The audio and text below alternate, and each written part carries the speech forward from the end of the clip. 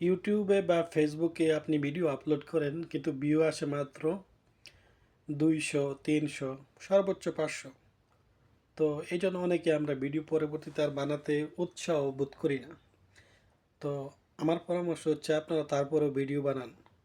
কারণ আপনি যদি আপনার ব্যবসা প্রতিষ্ঠানের অথবা আপনার সার্ভিসের অথবা আপনার আইডিওলজির প্রচার বা প্রসার করতে চান, তাহলে দেখা যাচ্ছে আপনি যদি মাইকিং করেন অথবা লিফলেট বিলি করেন বা আরও বিভিন্ন পদ্ধতি আছে, তাহলেও কিন্তু আপনি প্রতিদিন 400-500 মানুষের কাছে রিচ করা খুবই কষ্টের একটা কাজ।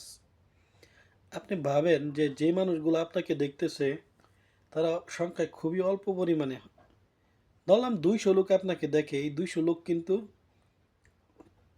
আপনার আপনার সার্ভিস বা প্রোডাক্টের ব্যাপারে আগ্রহী, আপনাকে ট্রাস্ট করতে পারতেছে না, এটাই হচ্ছে সমস্যা। তো তারপরেও কিন্তু সে এভাবে খুঁজে যাচ্ছে। তো সবসময় যখন আপনাকে এরকমভাবে মানুষ আপনার ভিডিওগুলো তার চোখে পড়বে, তখন কিন্তু মানুষের মাঝে একটা ট্রাস্টনেস তৈরি হবে এবং যে ভাববে যে না, এই লোকটা আসলে এত সার্ভিস দিয়ে যাচ্ছে, একবার ট্রাই করে দেখি, বা পণ্য বিক্রি করতেছে, একবার নিয়ে দেখি।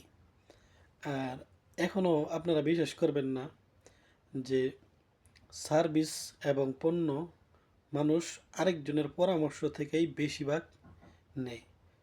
সরাসরি একবার যখন আপনার কাছ থেকে নিবে, তখন তার মাধ্যমে আপনার যে যে কাস্টমারগুলো আসবে ওইগুলোই হবে আপনার মেইন কাস্টমার। ম্যাক্সিমাম ক্ষেত্রে এই ঘটনাটাই বেশি হয়। কারণ মানুষ অনেক ভালো ভালো কোম্পানি বা ব্যক্তির কাছ থেকেও সার্ভিস নেয় না, অনেক ছোট কোম্পানি থেকে নেয়, আরও খারাপ জায়গাতে নেয়, শুধুমাত্র এই লিঙ্কের কারণে, ট্রাস্টনেসের কারণে। তো ইনশাআল্লাহ ভিডিও বানিয়ে যান, এক সময় দেখবেন যা আপনার ব্যবসা প্রতিষ্ঠান বা চ্যানেলের গ্রো হবে।